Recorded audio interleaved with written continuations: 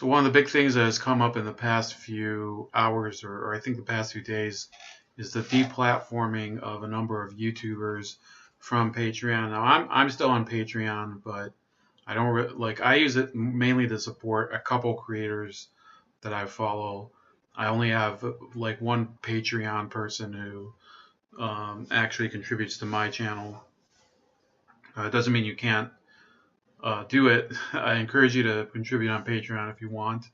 But it's not like I'm a full-time YouTuber, so don't feel obligated. But still do it.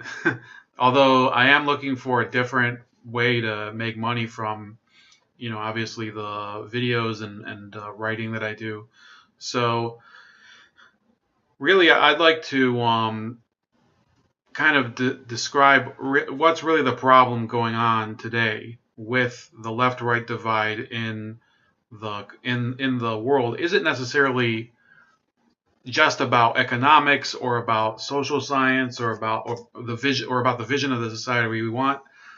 There is really an issue where neither side really agrees on where the limits of free speech are.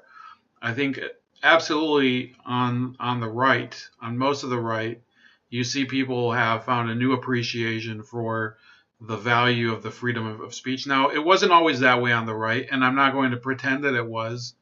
And I'll tell you why, because back in the 90s and the 2000s, when there were various, artists such as Marilyn Manson that would put out records or CDs, but when they would put out certain types of productions, it was people on the right that would say, well, this is obscene. We can't have this. Rudy Giuliani had, I think it was the Piss Christ thing. And I'm not saying that I like that type of art, but there are people who are on the right who are saying, well, obscenity should not be protected under freedom of speech laws. Blasphemy, for example, the movie Dogma, which was very offensive to Catholicism and Christianity as a whole, which was a bad movie. It wasn't a good movie at all. It was pretty stupid, but if you were Christian, absolutely, it was kind of sticking a thumb in your eye. So at the time, yeah, a lot of people on the right didn't appreciate freedom of speech. When it came to issues of the gay rights movement did have to go through a lot of issues trying to get their freedom of speech legalized or legally addressed by the right wing. However, I'll say this, that at that time they didn't utilize the power of of corporate America, of the media. The right didn't utilize the legal system in order to bridge that. What they really did was kind of ridiculous. All they did was go to some of these movie premieres for Dogma, especially, and mount these protests that nobody cared about. And the movie ended up being screened, and nobody got hurt, to my knowledge. And the fact is that now the pendulum has swung completely to the other side. You see very few people on the left who call themselves people on the left, because we don't even know what the left is anymore, who are defending the First Amendment, defending other elements of the Bill of Rights. Let's not even talk about the Second Amendment, but they've lost all appreciation for the fact that, yes, back in the 60s, back in that era, it was a lot of people on the left that were fighting for freedom of speech, including the ACLU, including people like Larry Flint, who obviously was a smut peddler, but those were important battles. There was I think it was Lawrence versus Texas was the flag burning trial, and in the end, the Supreme Court ruled that flag burning is constitutionally protected. So, they've swung the pendulum completely to the other side and said, well, in reality, freedom of speech is okay unless people feel threatened by the things that you're saying. And then they extrapolate on that, and they go and include all sorts of viewpoints and expressions of ideas that they can creatively define as threatening to certain people. So I did write a new piece about what happened with Mark Lamont Hill. Let me see if I can find it. 1 second. Let me just expand this for a second. I don't want to give the wrong page out.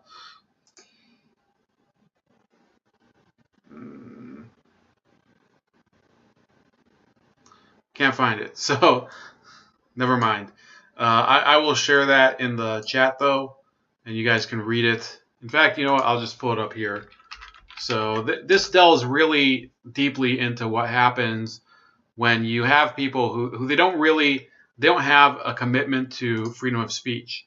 What they really have, what these clowns really have, is a commitment to their own belief system. And then when they see other people that threaten that, then they try to claim a dubious principle that protects their freedom at the expense of others. Okay, that's not freedom of speech. And in this case, what they end up calling it is academic freedom. So Mark Lamont Hill, of course, was, I believe, a week and a half ago, either fired or simply not picked up for a new contract by CNN. I don't remember. I don't know what the exact circumstances were. And it was because of his statements concerning the Israel-Palestine conflict and his especially the one pertaining to him claiming that real justice in Palestine will only come when it's established from the river to the sea. So, you know, he started to wax all philosophical about what he really meant, and that he had nothing. He had no intention to claim that it meant to absolutely eradicate Israel or whatever. I don't think that really it matters what he meant or not. I think that Mark Lamont Hill belonged on CNN.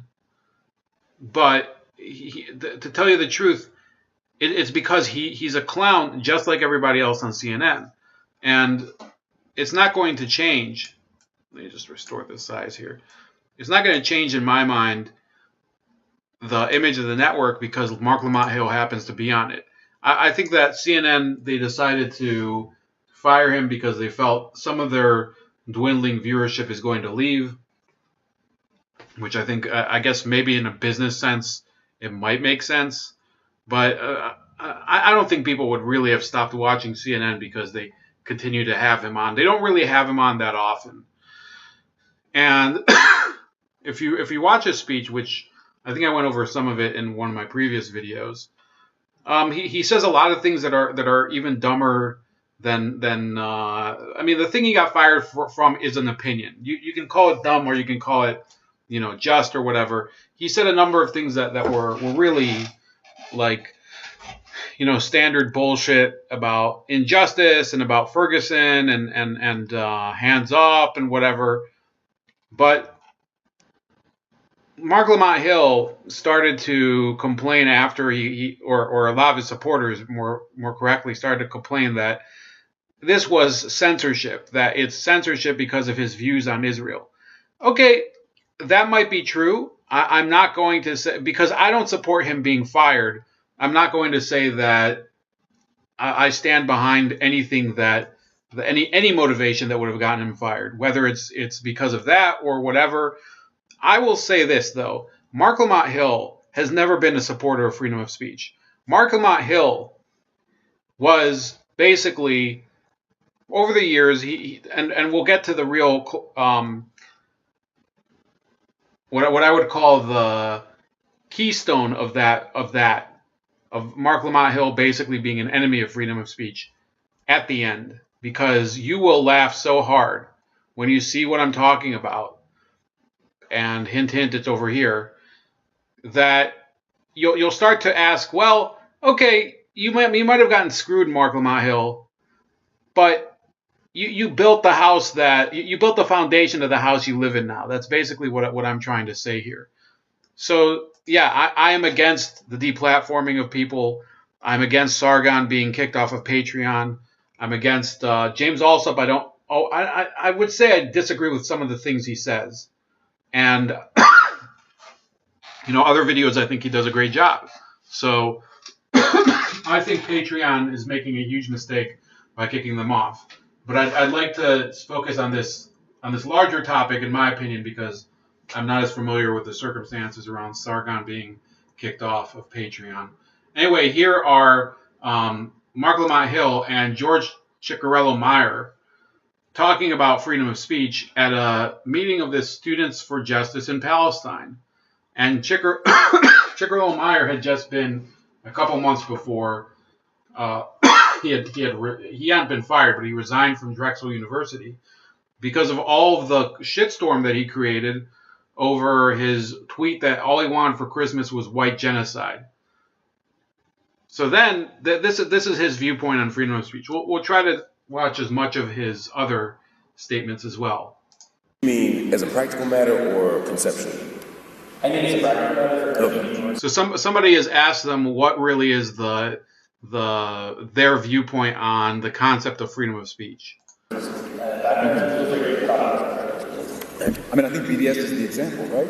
Because the same people who claim to be free speech absolutists are actively trying to pass laws to criminalize BDS, organized, right? Blatant violations of everything, right? Freedom of assembly, free speech, even in the most abstract sense.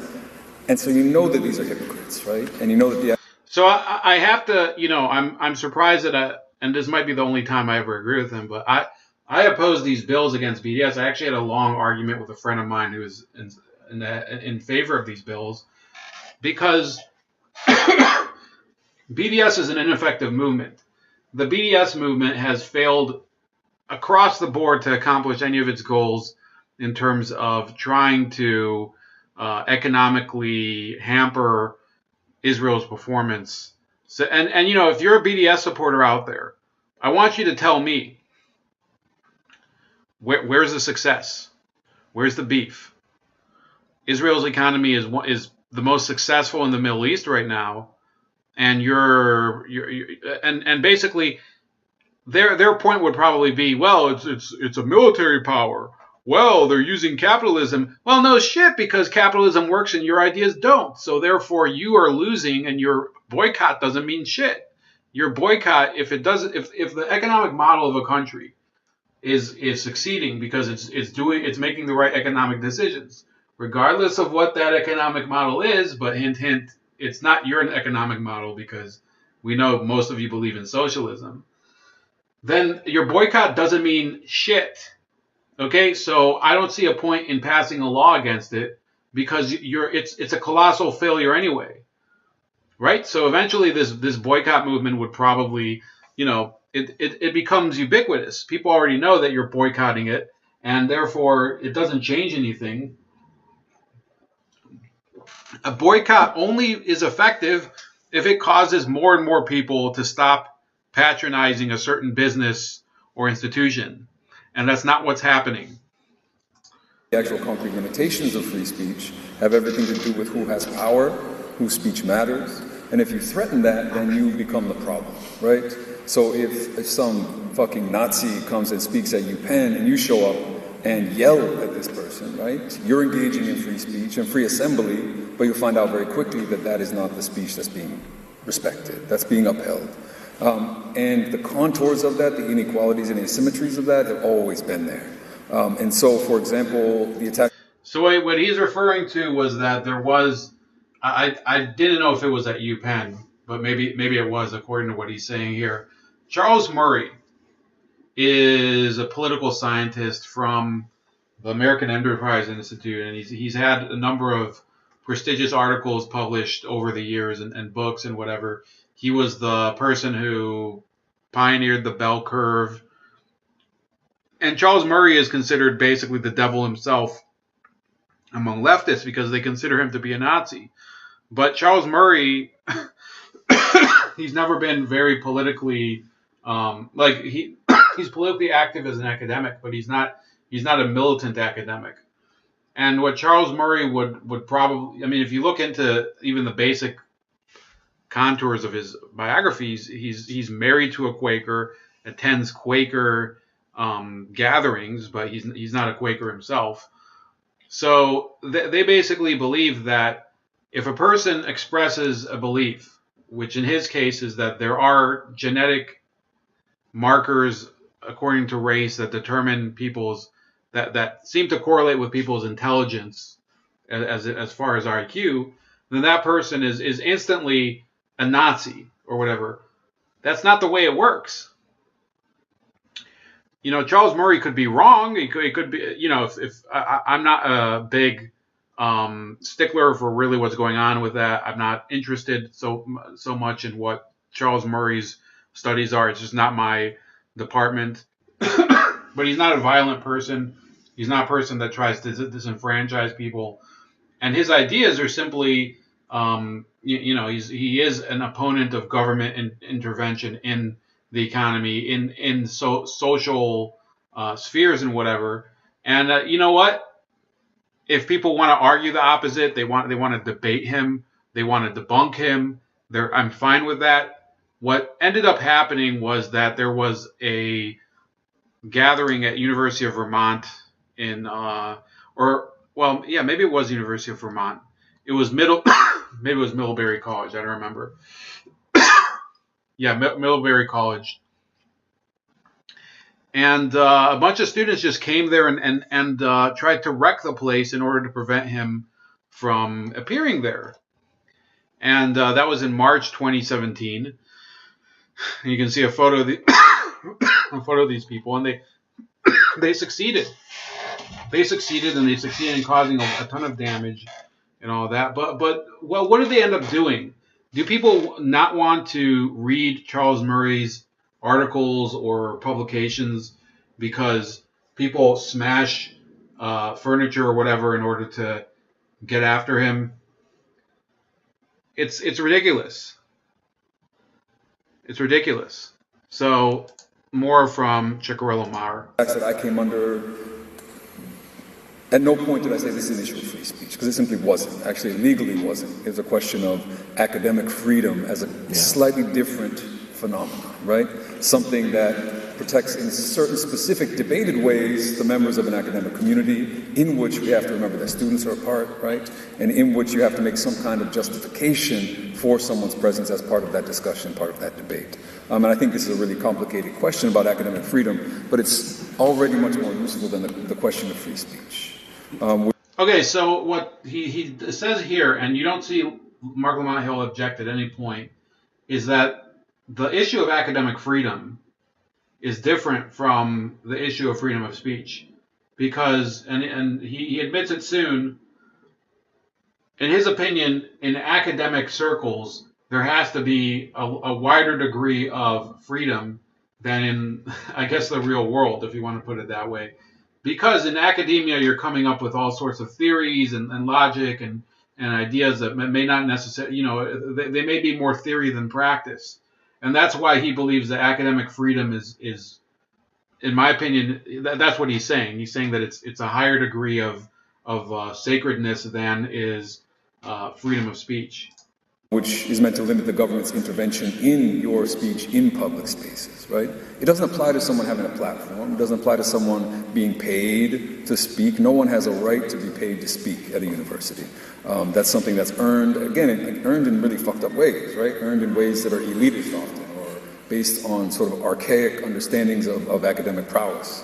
But at the same time, it just simply has nothing to do with these campaigns that we see right now, provocation campaigns by the right, to use free speech as a bludgeon against academic freedom and against the left. Right, because the argument with regard to BDS in particular is we're silencing the free speech of Israeli academics or whomever. Okay, so they could, I don't know why they chopped this video up so much. They could have just made like a long video. So in any case, what they're trying to say is it's fine for us to say that we can object to Charles Murray appearing on a campus, or we can object and try to, force Charles Murray off of that platform and force the university not to let him appear, or to do the same thing with Israeli academics, which is what is part of the BDS platform, by the way. It's okay for us to do that because they don't have academic freedom, we do. Because apparently academic freedom only extends to the department that you're in, your ability to teach in schools. Now, the fact of the matter is that if these people actually believed in academic freedom to the degree that they claim they do, they would have stuck up for Rick Mehta, who was recently fired from one of the universities in Canada. I think it might have been maybe it was Ryerson University. They would have stuck up for Lindsay Shepherd. They would have, but I think Lindsay Shepherd was a graduate student. So for them, no, she doesn't. She has not earned her PhD yet. She hasn't been screened through all of the academic journals. So no, no academic freedom for her. They would be standing up for Jordan Peterson. Okay, I know some of you might be tired of hearing about him, but yeah, people are trying to deplatform him. They would have stood up for a lot of these other academics, Brett Weinstein, that have been basically chased out of their jobs in order to preserve this hermetic seal that they have on the minds of their students. That they want their students to receive their sterilized bullshit ideology as opposed to being able to make a choice. I've never called for the firing of any of these people. But they would say that, well, we have academic freedom, and if somebody who we hate happens to lose their job, well, we'll let it go. So let's hear what they say on the limits of free speech. Right, because the argument with regard to BDS in particular is we're silencing the free speech of Israeli academics or whomever. That if Israeli academics, for example, are not permitted to be within a conference, that their free speech is being silenced. And it's a problematic argument for a few reasons, not the least of which is BDS is not an individual boycott, right? BDS is a boycott against institutions, not individuals. It could have been. I mean, if you think about South Africa as another model, I think it could have been well within our rights, to stretch the boycott even more broadly. But Palestinian civil society made a different decision and said that this is going to be a boycott against institutions. So it's not that individual Israeli academics can't articulate their voice or be heard or share their ideas or submit to a journal or do all the things that come with academic freedom. Because again, it's not a free speech argument, right? It's an academic freedom argument. But that becomes a kind of easy out to avoid a more complicated and really difficult question, which is what is the responsibility of institutions and citizens within a nation state that's engaging in forms of repression against its citizens or its occupant, or the people it's occupying. And so for me, I don't think it's a question, I agree, I don't think it's a question of the limits of free speech per se, as much as it is a question about how we understand academic freedom and how we can sometimes fetishize academic freedom. And lastly, I think it's also... So he loves the word fetishize. And I think what he means by fetishize, which is a funny word to keep using, is that you really, like these people, they cling to academic freedom, but they're not fetishizing it. Everybody else is. What they're talking about is the objection to them deplatforming some of these Israeli academics. And Mark Lamont Hill's response is, no, we're not deplatforming them. We're deplatforming the institutions that they work for, which would be an Israeli university like Haifa University or the Ben Gurion University or whichever one it would be, which he can ask for, he can say that, well, we don't want to appear on the same platform as they are. So effectively what he's saying is it's not enough that it's not enough that I get to appear and I get to object to what somebody else on the same platform as me is saying. I am not going to retract my acceptance of an invitation. I will force the institution that invited the person that I hate to disinvite that person, or I will protest that gathering. That's basically what BDS does. We tend to focus on only, in this case, on the muted voices of Israeli academics as opposed to the muted voices of Palestinian academics when we talk about free speech. I mean, yeah. Nobody has ever said, and this is, if you can find something, I'd be very interested. There is no parallel boycott of Palestinian academics. I've never called for Palestinian academics to be deplatformed, but I'm not a big figure of any sort. But there is no comparable campaign to deplatform Palestinian academics, and in fact, Palestinian academics are received freely in Israeli universities or whatever. Palestinian academics have a lot of traction within American universities. That's why you know, if you see the University of California, for example, has one very prominent one who's got a very senior position in the faculty over there, and you know, nobody ever tells them you can't appear on a certain program or whatever that you know, an academic program. So this is basically a straw man argument because he's trying to say, well, why is everybody whining about the Israeli academics that don't get to be featured on this platform when they are not whining about the Palestinian academics that are not featured? Nobody's trying to prevent the Palestinian academics from being featured. Yeah, if for some reason, you know, if we had been successful with the American Anthropological Association last year, and our referendum had been passed, there would be some limitations on Israeli institutions. And yeah, that could create some discomfort for Israeli academics, but no more discomfort than a Palestinian academic who can't even travel freely, or who has to go through multiple checkpoints just to get to an academic conference, or who has Hawiyah and can't get to the conference because it's in 48.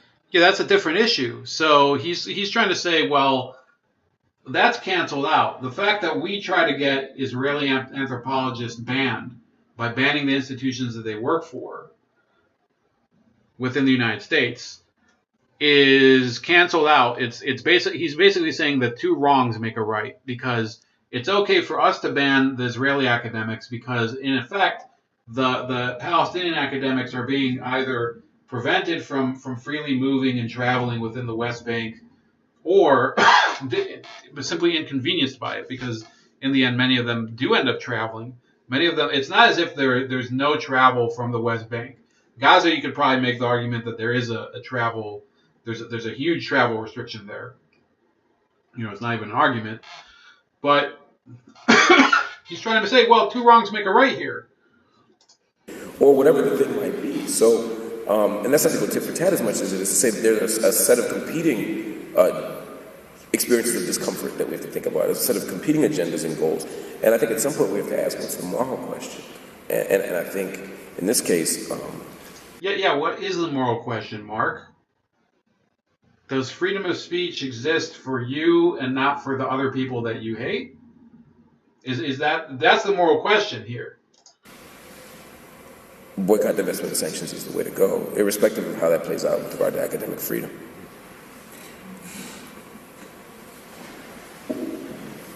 Awesome. And so the next set of questions kind of shifting a little bit.